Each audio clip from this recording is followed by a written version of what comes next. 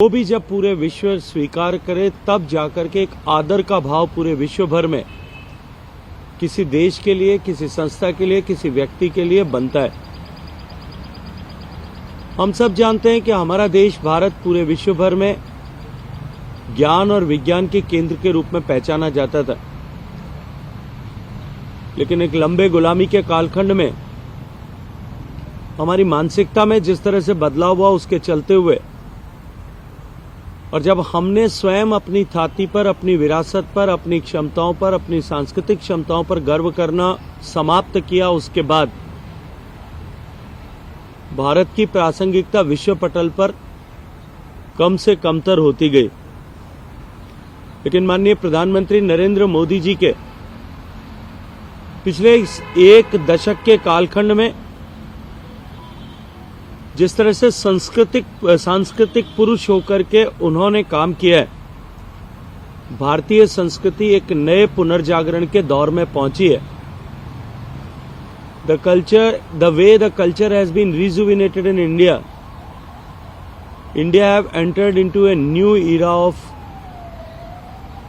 cultural heritage in the world. गुलामी के दौर में सुनियोजित रूप से चलाए गए कुचक्रों के चलते हुए देश के लोग मानसिक रूप से गुलाम हो गए थे, और जो कुछ पश्चिम से आता है वही श्रेष्ठ है, ऐसी मानसिकता सामान्य भारतीय मानवी की होने के चलते हुए भारत के लोगों ने ही अपनी सांस्कृतिक विरासत पर गर्व करना छोड़ दिया था। लेकिन 16 मई 2014 का दिन को लेकर के लंदन में ट्रिब्यून ने जिस तरह की टिप्पणी की थी कि आज की ये जो 16 मई का दिन जो है, ये भारत के इतिहास में एक दूसरी आजादी के दिन के रूप में हमेशा स्मरण किया जाएगा, क्योंकि इससे पहले जो राजनीतिक व्यवस्था भारत में थी वो किसी न किसी रूप में ब्रिटिश कॉलोनियल लीगेसी का प्रतीक ऐसा बनी हुई थी। देश में पहली बार ऐसी सरकार बनी है जो अपने उद्गम से, जिस प्रेरणा के साथ में वो काम करते, उस प्रेरणा के चलते हुए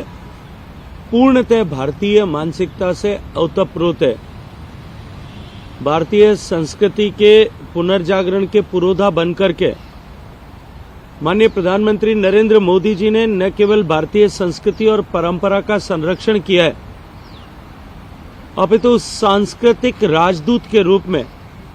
इसके पुनर्जागरण का अभूतपूर्व और विलक्षण उपक्रम करके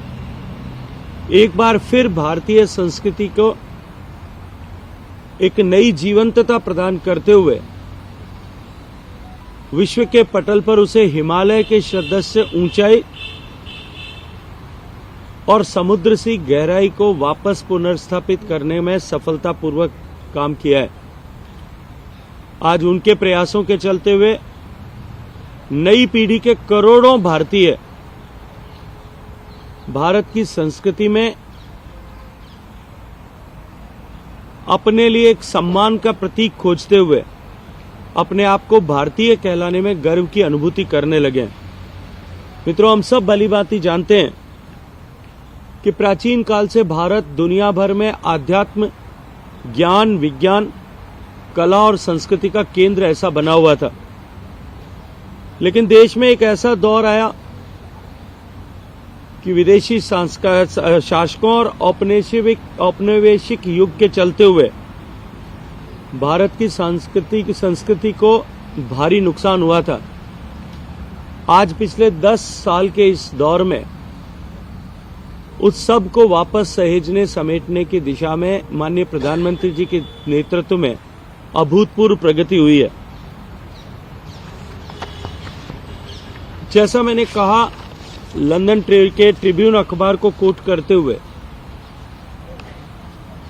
कि जो सरकारें अब से पहले 10 साल पहले से पूर्व के कालखंड में जो भारत में थी, वो औपनिवेशिक मानसिकता से ओतप्रोत थी, प्रभावित थी। इसके चलते हुए हमारी सांस्कृतिक धरोहरों को सहेजने की दिशा में जिस तरह का काम करने की आवश्यकता थी, उसमें हम चूके